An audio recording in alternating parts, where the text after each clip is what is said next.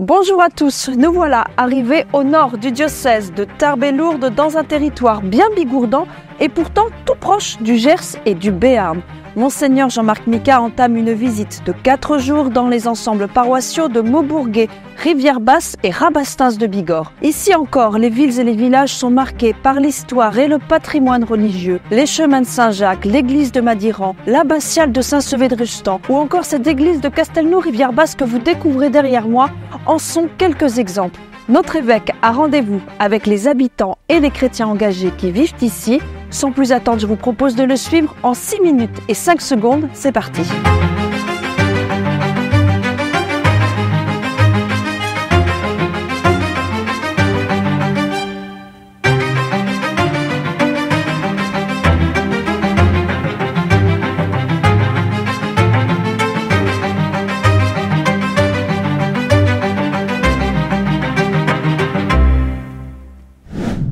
C'est une vache qui est autosuffisante, quoi. Elle est rustique, elle fait venir son veau. J'ai des blondes d'Aquitaine à côté. La lourdaise mange 2-3 fois moins, quoi. Elle est très laitière, elle a les cornes à lire. Dans la plaine, autrefois, il n'y avait que ça. Celle-ci, elle vient d'avoir 1 an le 15 février. C'est Uriel. Honnêtement, c'est plaisant.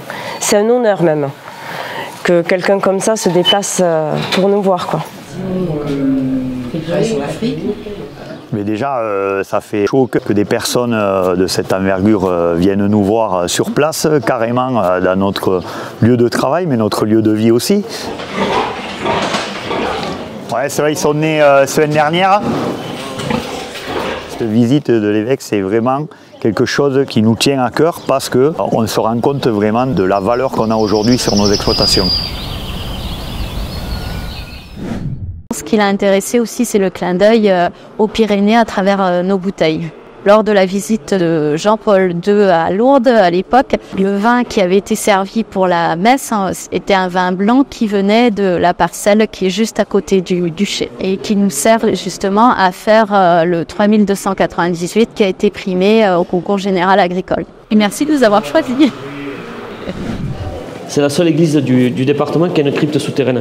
Et ça fait partie de l'ancienne église, de la vieille église, 11e siècle. On fait les 1000 ans en 2030. C'est magnifique. Non, c'est joli. C'est magnifique. Ça, c'est un trésor d'avoir un lieu pareil. Ouais. Après, ça a été bien restauré aussi. Quand il y a des opérations, là par exemple avec le canard séduit. Monseigneur Micas nous a fait l'honneur de venir visiter notre épicerie, heureuse et surtout fière de mon équipe. Je vais revoir l'évêque pour le prochain pèlerinage à Lourdes. C'est quelqu'un qui est super à l'écoute de tout le monde.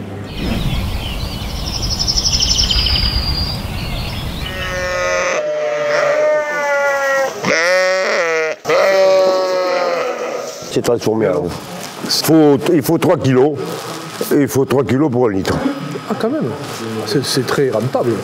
J'ai les fûts, là on a les fûts, et donc c'est ici qu'on met en bouteille et qu'on stocke, tout simplement. C'est ça. Donc si on fait des tomates des mêmes années ou l'ail. On a fait un petit atelier à apprentissage de taille. Comme ils ont aussi des fruitiers chez eux, ça permet de transmettre certaines connaissances.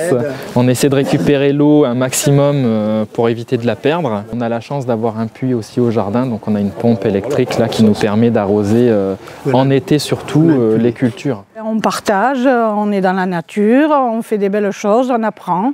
C'est être au grand air. On les a plantées, elles commencent à germer. Ça nous fera un joli carré de pommes de terre à récolter d'ici 3 mois. Très gentil, posé, un évêque bienveillant. Il ne restait plus que les vaches qui sont du paquet. Ah oui, ça avait cisaillé. Lui offrir une fleur. Bon, pas pénible. Tous les lecteurs de la Bible savent que quand il y a le serpent, on parle de l'ennemi invisible de Dieu. Et la Vierge, Marie, était annoncée dans la Bible comme étant celle qui allait écraser le serpent, empêcher le mal de faire du mal à son enfant, empêcher le mal de faire du mal à ses enfants. C'est important pour moi de donner le goût de Dieu à ses enfants.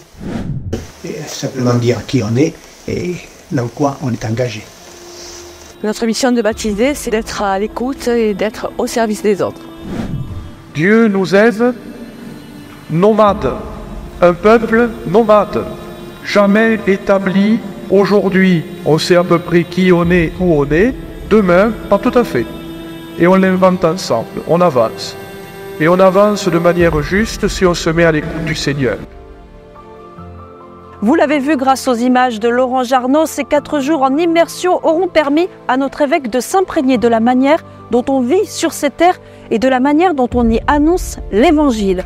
Très prochainement, nous serons du côté de Séméac et Orléans pour une nouvelle découverte. D'ici là, n'hésitez pas à partager cette vidéo et bien sûr à vous abonner à la chaîne Bigorre TV. À bientôt.